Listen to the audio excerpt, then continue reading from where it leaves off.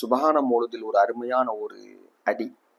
அப்தாலனா சுபலர் ரஷாதி வலம் யத மின்ஹா சபீலன் ஃபஹு அக்ரம முர்ஷிதி. நபிகள் நாயகம் ஸல்லல்லாஹு அலைஹி வஸல்லம் அவர்களை குறித்து சுபஹான மௌலுதிலே எழுதப்பட்ட வரிகள் 10வது பைத்தில் வரக்கூடிய வரி. அந்த நபி முஹம்மது ஸல்லல்லாஹு அலைஹி வஸல்லம் அவர்கள் எங்களுக்கு நேர்வழியின் பாதைகளை காட்டிவிட்டார்கள்.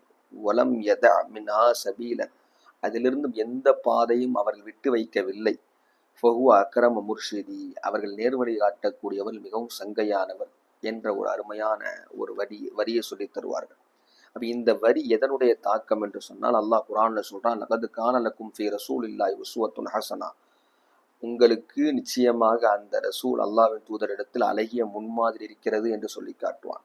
எல்லா துறைக்கும் முன்மாதிரி நபிகள் நாயகம் ஸல்லல்லாஹு அலைஹி வஸல்லம், எல்லா காலத்திலும் முன்மாதிரி, எல்லா நபர்களுக்கும் முன்மாதிரி. சல்மான் ஃபாரிசி ரதியல்லாஹு அன்ஹு அவர்களிடத்தில் அவர்கள் ஒரு நாள் பைத்துல் ஹலா சென்றிருக்கின்ற பொழுது ஒரு யூதன் கேட்டான், என்ன பொம்பளை மாதிரி பைத்துல் ஹலா போறீங்களே அப்படின்னு கேட்டான். அந்த பைத்துல் ஹலாவை முடிச்சுட்டு சல்மான் ஃபாரிசி ரதியல்லாஹு சொன்னார்கள், எங்கள் நபி முஹம்மது ஸல்லல்லாஹு அலைஹி அவர்கள் இப்படித்தான் மறைத்த நிலையில் நாங்கள் பைத்துல் ஹலா செல்ல வேண்டும் என்று எங்களுக்கு கற்றுத்தந்துள்ளார்கள். அந்த யகூதி கேட்டார், இதையுமா உங்கள் நபி கற்றுத்தந்தார்? எங்கள் நபி இதையும் கற்றுத்தந்தார்கள், எங்கள் நபி எங்களுக்கு தந்தையை போன்று எங்களுக்கு இதையும் கற்றுத்தந்தார்கள் என்று சல்மான் ஃபாரிஸ் ரலியல்லாஹு அன்ஹு அவர்கள் சொன்ன ஹதீஸ் மிஷ்காத் ஷரீஃப்ல வரக்கூடியது.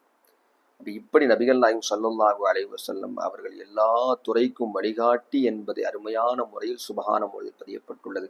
சுபஹான மௌலித் என்பது குர்ஆன் ஹதீஸ் ஒளியில் தொகுக்கப்பட்ட காதல் காவியம், புகழ் காவியம் என்பதை நாம் விளங்க வேண்டும். நம்முடைய நபியின் அந்தஸ்தை உணர்த்துகின்ற ஒரு அருமையான காவியம் என்பதை நாம் விளங்கி ஓத வேண்டும். அல்லாஹ் தௌஃபீக் செய்வானாக.